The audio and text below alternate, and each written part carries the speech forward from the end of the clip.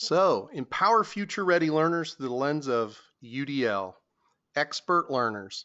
Welcome. This is a free webinar. It's in partnership with OCALI and State Support Team Region 14. Of course, I'm Ron Rogers. And I'm Mr. Yuri. Thank you for joining us. We are thrilled that through our partnership with our two agencies, my agency, Region 14 SST, and Ron's, OCALI, that we're able to bring this webinar to you this afternoon. When we started working through this webinar, one of the pieces that we thought was pretty critical is coming up with an overarching goal of what we want you to walk away with. So today, our overarching goal is just for you to start considering the barriers that may inadvertently be created when you're selecting technology that you're integrating in any lesson. So, our objectives today. The why, understanding the future-ready learners. The how, accessibility for future-ready learners. And the what, modeling accessibility with the UDL framework. We wanted to make sure we were really clear with where we are at all times. So you'll notice that the objectives will be divided up by clocks. As Ron is kind of engaging with the first poll question, we thought that it would be nice to have some baseline understanding of where your thinking is. And so we would like you to kind of process each of these statements, just these three, and determine whether your initial reaction, you find these to be true or whether you find this to be false. So our first one is future ready learners in grades K through 12 are classified as digital natives. Go ahead and respond to that one and we'll watch that come in. Okay, it looks like, Ron, we probably have a good amount of folks responding to that. So do you mind sharing with them the poll results? Yes, I'm going to close the poll and I'm going to share the results. So looking at this, we are represented kind of in that 70-30 split, and we're going to address that issue as we work through. We're not going to give you kind of the true or false answers as we see it at this moment. So hold on to that 70-30 split on that one while Ron sets up your next one. Our next statement is future ready learners are naturally good with technology because they are digital natives. Again, just looking at your initial reaction, is this true or false as you see it? I love watching these come in. This is so cool. This is the best part of the webinar right here. No, we don't want people jumping off because they said that. Okay, Ron, do you mind sharing that progress? No, I will certainly share that. And by the way, there was somebody in the question box saying, hey, I'm going to drop off because it's a K to 12 type of webinar. Hey, this is a webinar as far as we're concerned for everybody, including parents. What do you think, Misty? I agree. I think anyone can benefit from this because we're always kind of using technology and we want to make sure that we're using it through that UDL lens. So certainly anyone would be beneficial to this. And here we are with our poll results on our second statement. 83% of you are thinking that this might be a false statement, while 17 are hanging on to this. Well, it's possibly true. We'll get to that in just a few. And we're going to pull up that last poll. And in our last statement, we're asking or stating, digital technology by nature opens up accessibility for all future ready learners. Do you find this one to be true or false? Wow. Then not the person that probably said they're dropping off. There's other people saying, no, don't drop off. You'll really enjoy this webinar. Thank you so much. That makes Misty and I feel good. Yes, thank you, thank you, thank you. And it looks like, Ron, we've kind of settled here. So if you would share that one. Okay. This one's interesting. Share results. Here we go.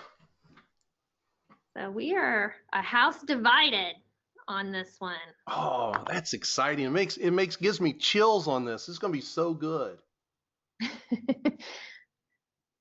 All right. Well, we're going to address those. So Ron, if you would pull back up the deck, slide deck for them. Oh, wow. Even one lady's toy chimpanzee Claire is listening to the talk. Oh, look at that. Yeah, everybody's joining in. We welcome everybody. We found that when we kind of developed these statements, that these would correspond with that understanding our future ready learners. So when we start focusing in on that why, that's what we're going to kind of clarify for you. So what we need to kind of clarify for you is, what do we mean by future ready learners? We did a simple Chrome Omnibox search, which provided us this definition. A digital native is a person born or brought up during the age of digital technology and therefore is familiar with computers and the internet from an early age. So when we think about a future ready learner, we're thinking about someone who might be a digital native as well. This definition, however, can lead us to a misconception that these digital natives are naturally good with technology. So for the 83% of you out there who were saying, no, that's false, that you are absolutely right. We need to think about that second poll statement and think about our students and recognize that just because they were born into it doesn't necessarily mean that they're going to be successful with it. So while students may know how to do a simple search like that Chrome Omnibox search, they're likely not certain how it works, and they don't know how to do an appropriate search using filters, customizing results. And this is true with most situations in life. As we were developing this, Ron and I were kind of joking, but we've had students in the past who think about green beans coming from a can in Kroger's. They don't have any concept of how that process of how the beans actually get picked from a field and end up in that can. So that's kind of similar to what we're dealing with technology. The reality is that we can't make assumptions that technological awareness implies technology readiness. Some students, while have been born into that world of technology, may not be prepared to use it as a future ready learner. Those are some excellent points, Misty. I hope everybody kind of caught those. And so while our first poll statement is true, our students in grades K through 12 are digital natives at this point. We do have to take that step back and ask ourselves, well, what exactly does that mean? It just means that they're aware of the existence of technology, just as we are aware as digital immigrants. And I think it would be safe to say that all of us have a lot to learn. Wouldn't you say, Ron? Oh, man, absolutely. I would say that beyond a shadow of a doubt. So when we think about a future ready learner, what we're really saying is that we're not referencing a program or initiative. So we want to make clear on that. We know there's a push right now in Ohio with personalized learning and thinking about that. We want to make sure that we're separating those ideas. And when we say personalized, we mean just really meeting the needs of the student. We're simply thinking about what it would take for a learner to be college and career ready in our ever-growing digital world. That's our definition of future ready. I really like the way you defined that term, future ready learner. That really helps, I think, all of us with the vision of what that truly is. Thanks for doing that. And so what does that mean as we're preparing them for the future of jobs? And I don't know if you've had an opportunity to look at the 2016 Global Challenge report, but there's a really great popular estimate that's quoted within this source that says that 65% of children entering primary school today will ultimately end up working in completely new job types that don't even exist yet. So I have to reflect on my undergraduate program and recognize that this is probably not the first time I've heard this statement. I believe that was kind of uttered to me as I was learning in education, to be prepared for the fact that what we have as the staple positions today may not be the staple positions of the students that we're teaching. So the bottom line that we have to think about in this is that there's no way to prepare students for a specific career when we can't even fathom what those might be. It would be like throwing darts in the dark. So rather than sitting here and trying to prepare kids for positions that we don't know exist, we have to develop future ready learners that are lifelong learners, adaptable to change, resourceful, and knowledgeable. A future ready learner, we have to think about reflecting on ourselves at the same time. So how are we meeting that same definition? Are we lifelong learners, adaptable to change, being resourceful and knowledgeable, specifically with technology? We need to ask ourselves, how are we modeling the characteristics of a future-ready learner to our students in our classrooms? And so as we think about those poll results and specifically thinking about that last statement, digital technology by nature opens up accessibility for all future-ready learners. There's no shock here that we were split on this one. We were sitting at that 57% were saying true and 43% were saying false. And I think it's probably because we're bringing context into this.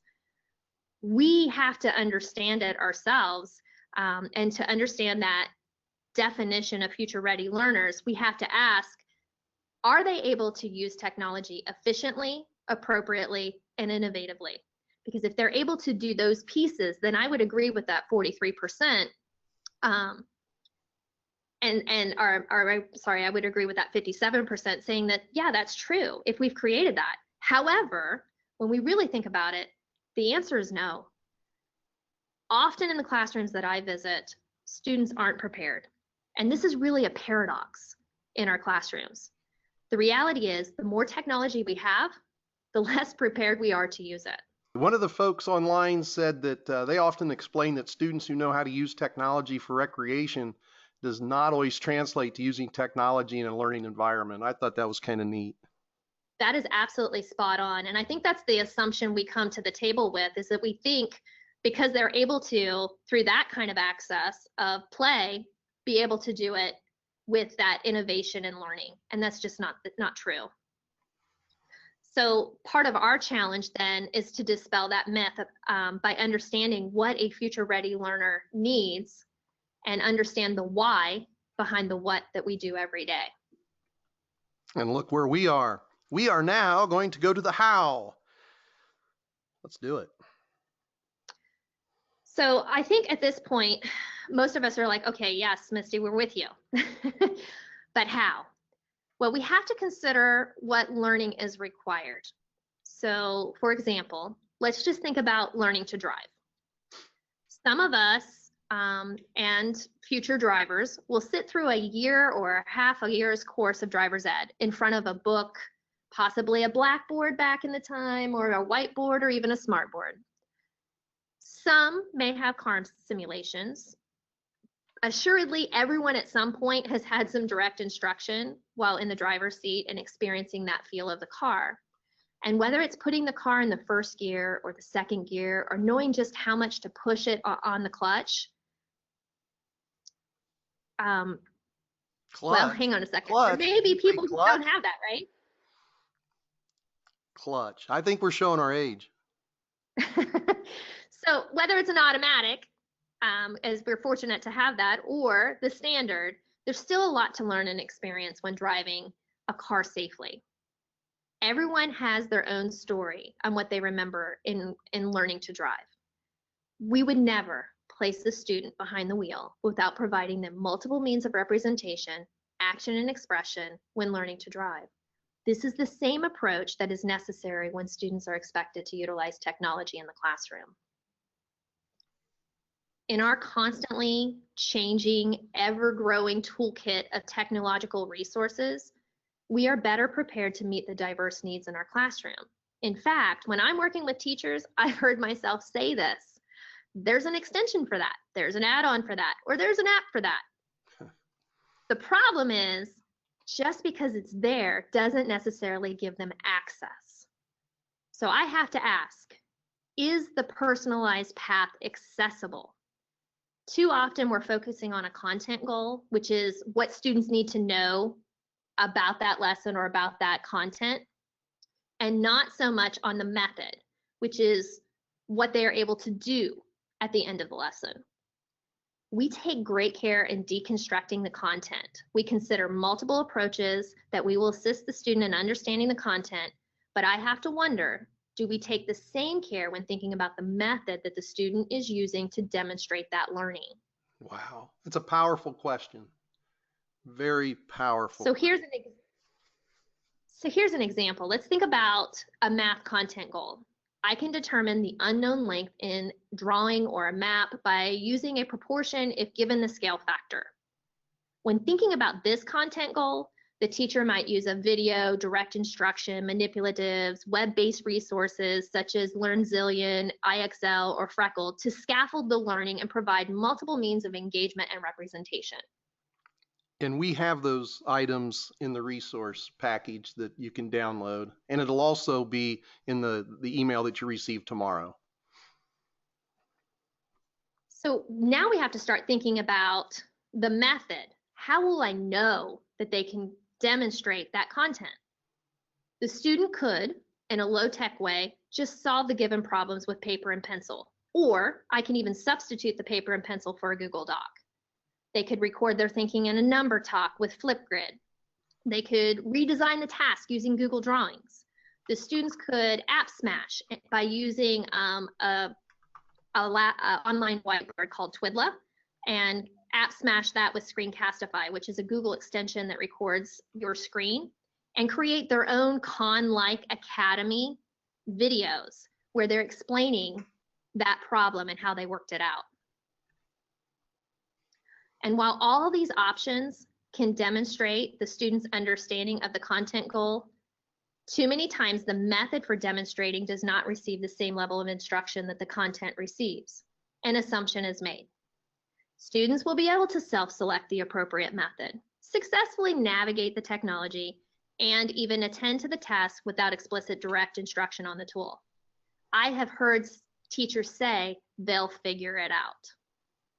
This means that we're almost setting them up for failure on the front end. Instead of doing that, we really need to apply the UDL framework to the method goal.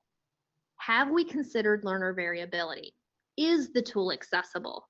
Are there other tech tools that can be incorporated to make that tech tool more accessible and reduce, and even better, remove those barriers? So one of the pieces that we share on one of those resources is the key questions to consider when planning lessons. And it really does just walk you through some critical questions that you should ask yourself when planning for that. Boy, Misty, they're getting a lot of good items in this 30-minute webinar. I mean, these are some good websites to check out later, and some good strategies and suggestions that really do fit, that helps the UDL framework move things right along. Absolutely. But I am going to say we're going to use those with caution, and we'll get to that. So one thing I think we have to understand is that technology is a tool, and it does not guarantee access from the start. Resourceful and knowledgeable does not come automatically to students. We have to take a step back and teach the tech tools that students will be using so they can do it effectively and efficiently. All too often, that belief that students are digital natives and they'll figure it out can really cost you more time on the back end. We have to understand they're not automatically digital natives or future-ready learners. We have to consider the resources that we're using to support their learning of the content to ensure that these are also accessible and they reduce and remove those barriers for our learners. As facilitators of learners, I am going to say, and this is where I say that with caution, go slow to go fast. Give ourselves permission to learn the tool well enough to teach the tool with students. Yes, Ron. Yeah. I said with students. I agree. You did say with, and that with is a capital W-I-T-H, with students. I'm glad you said that, because it brings us right back to reality again. But here's the other piece. I think we have to understand that we don't have to be an expert with the tool. We need to be able to demonstrate expert learning with the tool. Remember, our goal is to release the responsibility on the students for their learning, but we have to set them up for success at the beginning. So we must be cautious and not overwhelm ourselves or even the students by bringing in too many tools at once. And too often that's what happens. We make choice boards that are just not accessible to kids. This is great.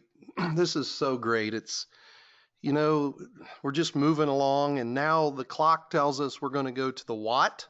And remember, this goes along with the objectives, so that way we know we've hit every objective.